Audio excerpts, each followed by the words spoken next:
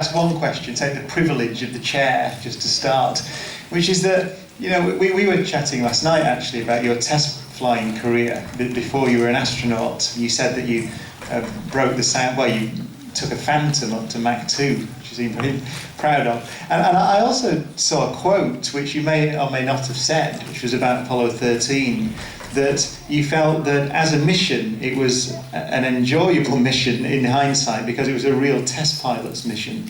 So I don't know if you said that, but I read you'd said it. So I wanted to ask you about that part of your career, about test flying. Well, that quote that I made is true. After I got down on the ground and I dusted myself off, and I said that, yeah, because we had to do things that were not at the spur of the moment, but not planned for. That last flight, that last maneuver to get back into the corridor was something that we had thought about years before, but never really thought we were going to do it. And we had to do it manually. We didn't have any, so that was there. You know, I was a Navy test pilot. Went through test pilot school way back in 1960.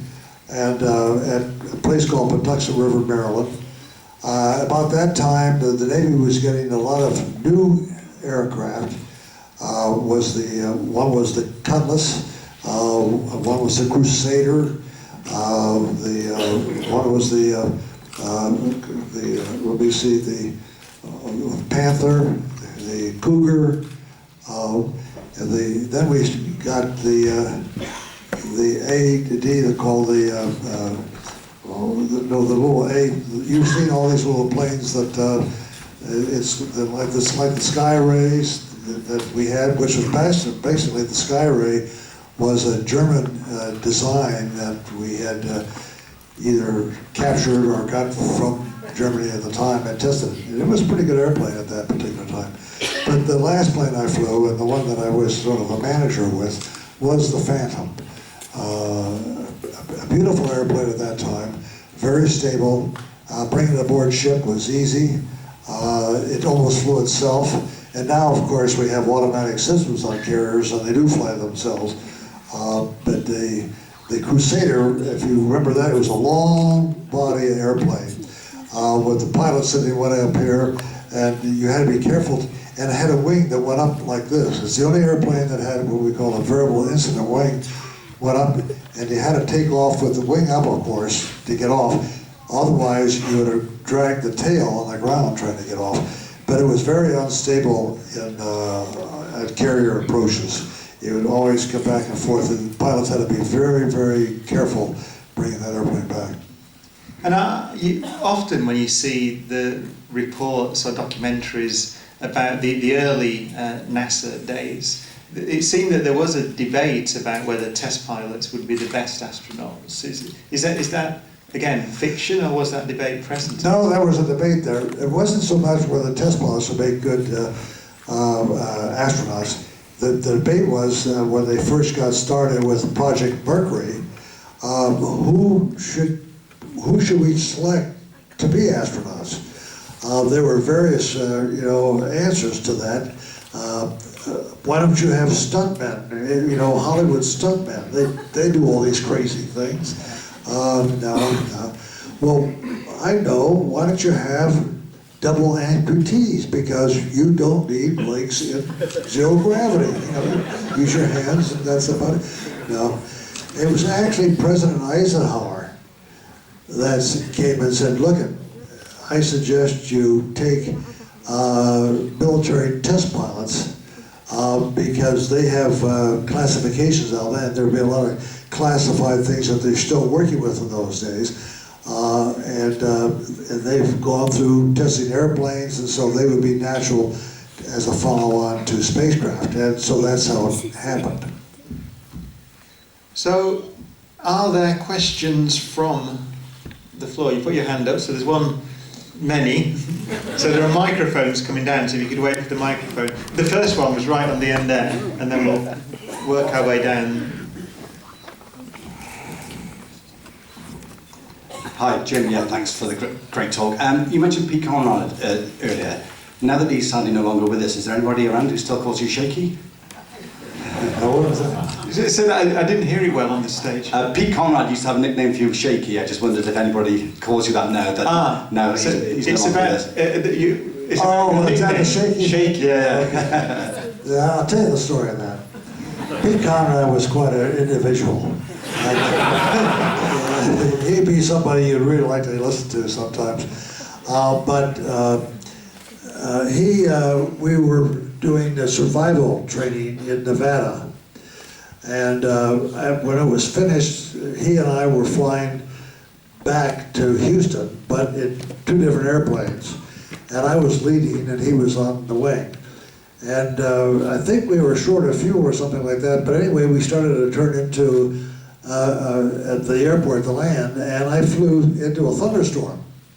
So he's going like this or like this, you know, he's calling me, you know, Shaky, because I was up and down, he's trying to keep with me. So that name sort of stuck, but I didn't mind it just around, you know, the guys, if he wants to call me Shaky. But after his mission, he went on one of these all around the world tours, and when he was in Russia, he said, you know, my companion was Shaky. And the Russian said, yeah, we got one of those too. But anyway, I called him Square Wave because he was all over the place. So, yeah, there was perhaps one of those there, and then we'll switch over to this side. So go to the microphone there. Hello, Jim. You mentioned things that wouldn't exist without Apollo 13, and saw a film just last week, The Martian, and I think that probably wouldn't exist without Apollo 13. I wonder, have you seen it, and do you enjoy science fiction movies? Well, I enjoy, I think that movies. Apollo 13, by the way, was a very accurate movie for those who have seen it.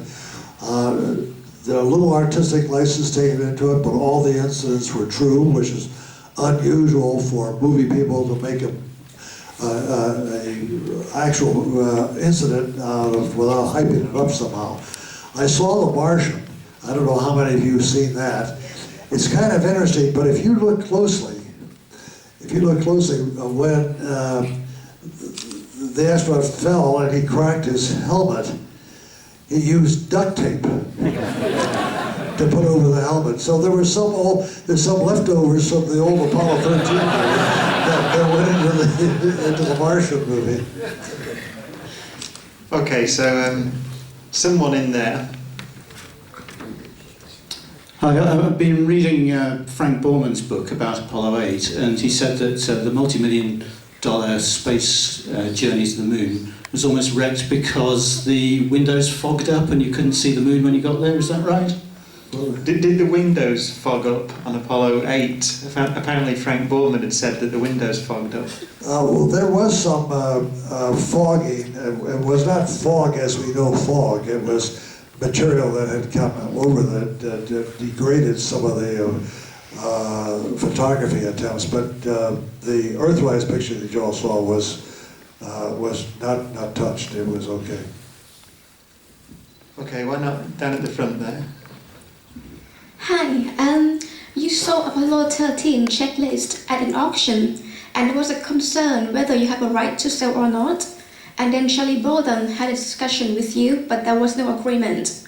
And then a few months later, Obama passed a bill that all astronauts, like Apollo and Gemini astronauts, have the right to sell what they collect. So I'm curious, how did Obama know about the concern? And how did you influence the Congress to pass the bill? Thank you. Well, that's kind of long. Brian, how about that? Do you think that's too complicated an answer? How about selling artifacts? Well, I can tell you the story about that. We had started a thing called the Astronaut Scholarship Foundation.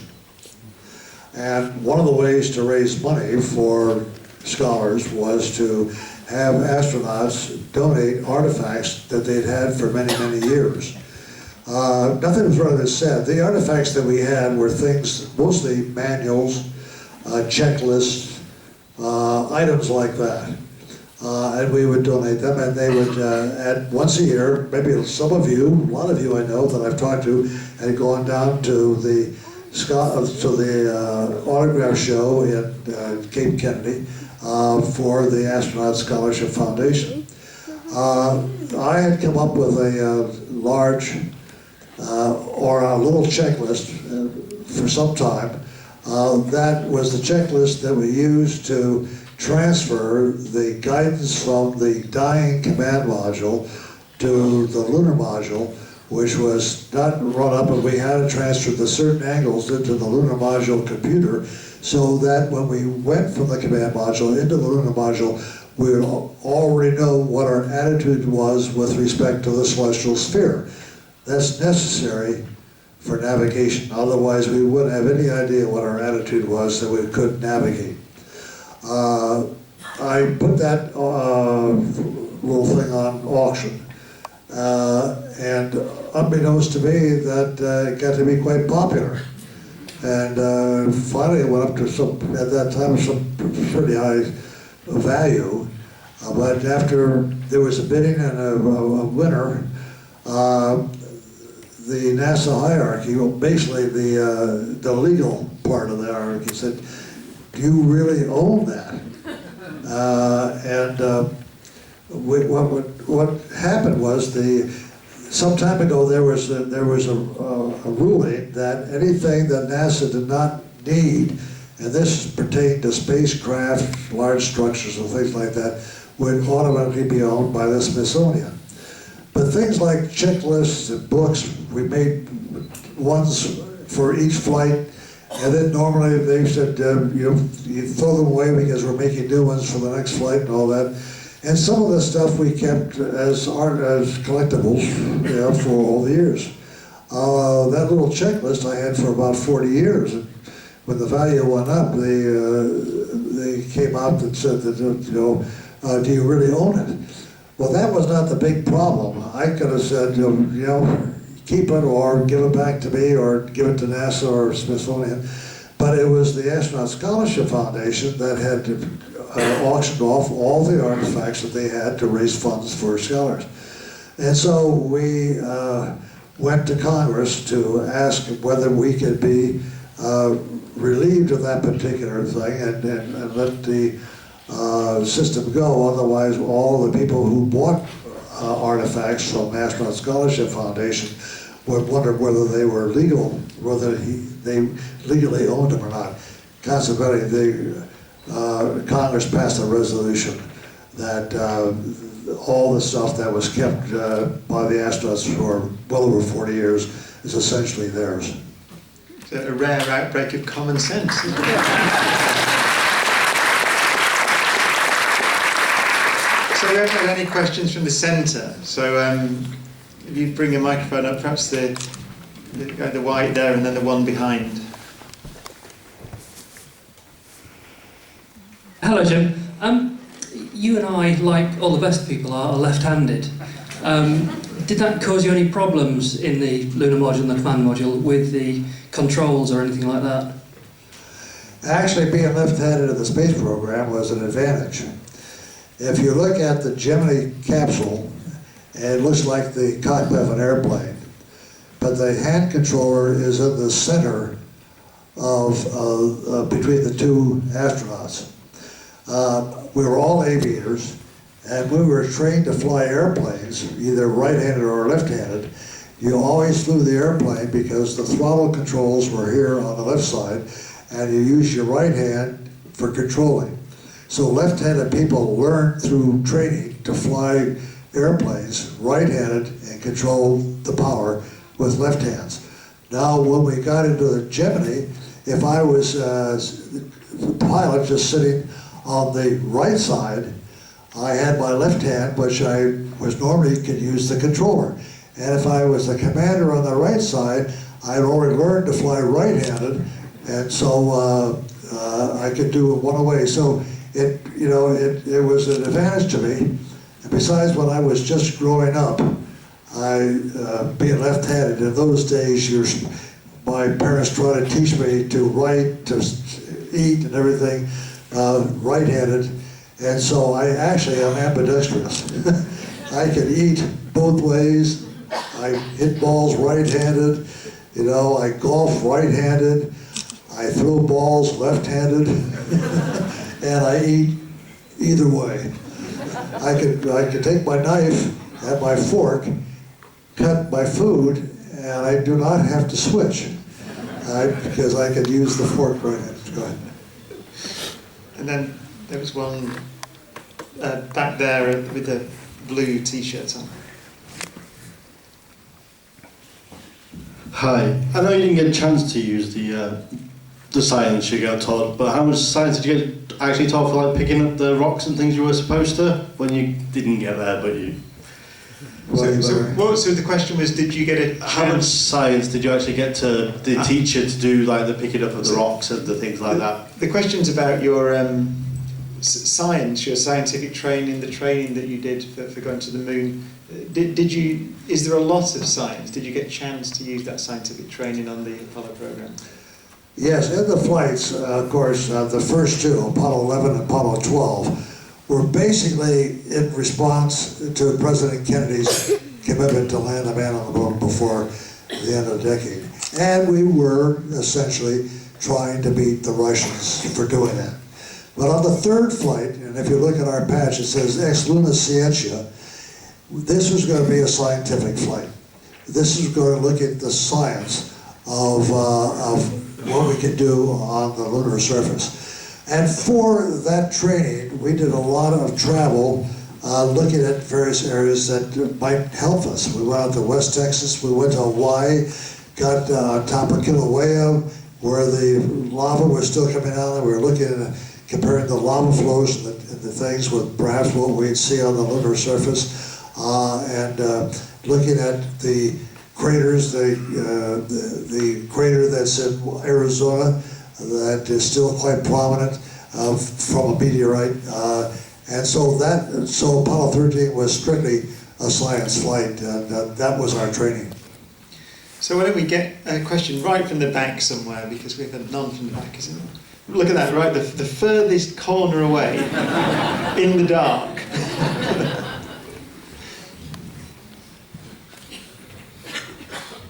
I should say we've got about 10 minutes left, I think. Hi Jim, I start by saying thank you for making the long journey over to the UK. It's been a fantastic lecture.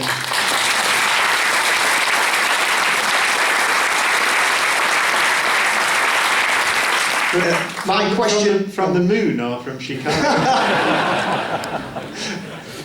My question is, had the Russians' N1 rocket been successful and they had landed a man on the moon roughly about the same time as Apollo, do you think the Apollo program would have been extended, or had there been any talks within NASA about how the program would have developed had the Russians been successful?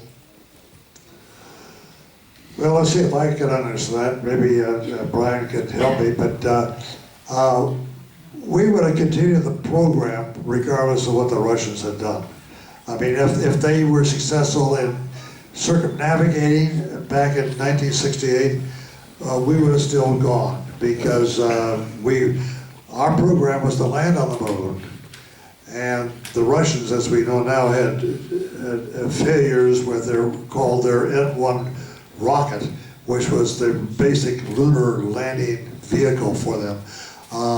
So even though they went around the moon first, because they did a lot of first before we did, so one more didn't make any difference to us. But we would have kept on going as the program did progress, regardless of what they did. And it was a great time, both having this contestants between, because it brought up a lot of science both in the Soviet Union and the United States. And we all learned a lot from them on what they were doing, and we finally, when perestroika and everything stopped and we got to know each other, we could, have exchange of information and science. Okay, so, what about this? There's a question down there, right at the front. I should say, just while the microphone's coming down, if you aren't aware, you probably are aware because you're all space fans, but the Cosmonauts exhibition at the Science Museum in London is tremendous at the moment. And there is a full-scale engineering mock-up of the Russian lunar lander in the Science Museum at the moment, which is on loan from Star City in Russia. And it's a remarkable thing if you haven't seen it. One astronaut, wasn't it? It was one astronaut in that lander. Yeah, rather one than two. astronaut. Yeah. What was the best thing about being in space? Now, that's a good question. What's the best thing about being in space? Well, it's an experience that's unique. It is one where suddenly gravity is taken away from you. It's one where you can move easily. It's one where you can sort of swim from one spot to the other spot. It's very tranquil, and it's very easy on the body with respect to movements. Lifting is no problem. But then again, over a period of time, if you're not careful, the body deteriorates fast, as I mentioned. And so that is the adverse part of the space flight. Would you like to be an astronaut today, in the sense that so the job would be, for example, spending 6 months on the International Space Station? Would that be your kind of thing, or were you more interested in test flying these vehicles and going to the moon? Well, of course, the experience of astronauts and their requirements changed tremendously over the period of time. We were, of course, quote, test pilots of airplanes and then of spacecraft, and things were new, things were going on, and we had to bring back information. Today, the people on board our International Space Station and going up, mostly in the Soyuz now, are not so much pilots, but they're more engineers, scientists, physicists, are people that utilize zero gravity, utilize the position of the International Space Station to obtain new information about the Earth, looking down at the Earth from top, and also from other aspects of zero gravity and space itself. So I would volunteer to go again. I held the longest time in space with my 4 flights for years until Skylab came along. But I don't think they would take me anymore. Well, but how old was John Glenn when he flew on the shuttle? John was 77 when he flew, and I talked to NASA and I said, look, I'd like to be John's backup. They said I was too young.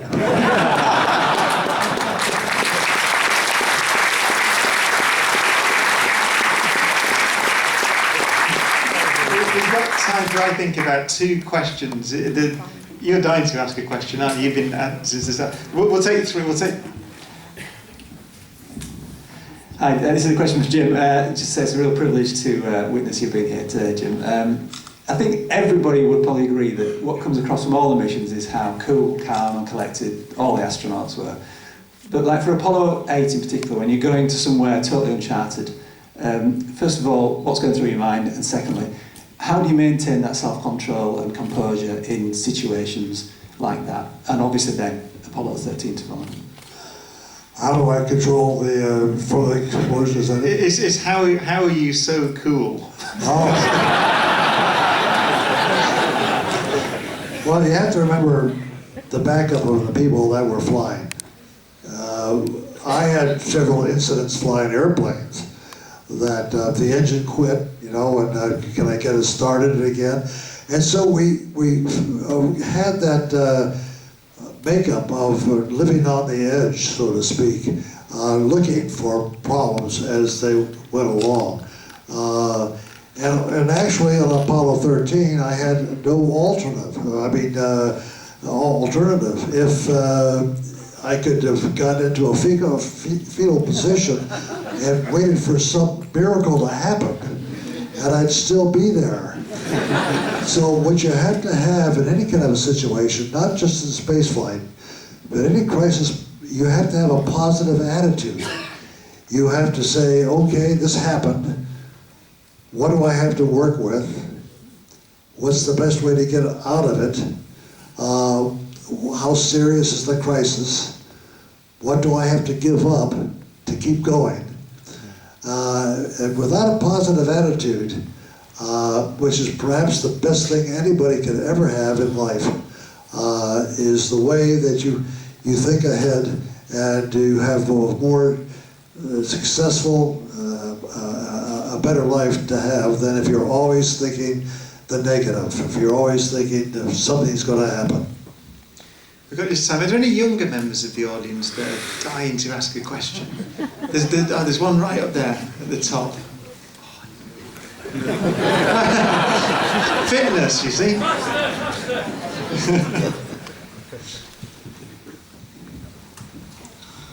What did it feel like to?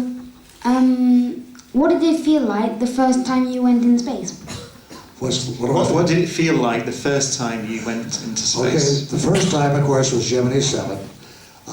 Neither Frank Borman and I had ever been in zero gravity before. And essentially on the launch, the vehicle and its computer system were doing all the work. We're sitting there like a couple passengers. The G-loading got greater and greater as it went up. The Titan missile is a two-stage missile.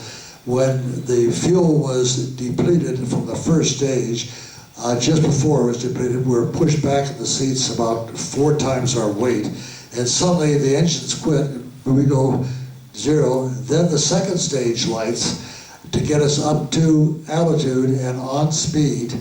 And as that engine continues to burn, as we go faster and faster and faster to get into that Earth orbital speed of about 17,000 miles an hour, just before it quits, we're at 8 Gs, 8 times our own weight, pushed back into our seats. And all of a sudden it stops and we go forward because we're highly strapped in. And that's when all the washers that the workmen left in the spacecraft started to float up, you know. And then we were at zero gravity and 0 G for the rest of the flight. I say we should take one from this side of the room. This will have to be the last question, I think, unless others, yeah. Because it's 6 o'clock and we were supposed to finish at 5:30. Hi, you mentioned in your talk about when you first arrived at the moon in Apollo 8 and you stared out the window in wonder at the moon, and then how your crewmates on Apollo 13 were doing the same. And I just wondered what your experience of visiting the moon the second time was as compared to the first. Was there still the same sense of wonder there? It's about what was your experience of visiting the moon on Apollo 13 for the second time after Apollo 8? Because I know in the film, I think your character Tom Hanks steps back and lets them take the windows. So did you do that? Well, yeah, that's true. They, I chastised them because we had to get ready to make that burn to get home. And they said, well, you've been here before. It was a little bit, deja vu to be there the second time. I didn't take the interest in the far side like I did the first time. I was more concerned of how this flight would end. But believe it or not, Fred Hayes, Jack Swikert, in this situation about wondering whether this is going to be successful, forgot about that completely. They were so much interested in seeing the far side of the moon, that they forgot that they were in trouble. Okay. Well, I think that's very sadly we've run out of time. So I think we thank Captain Lovell again for a superb.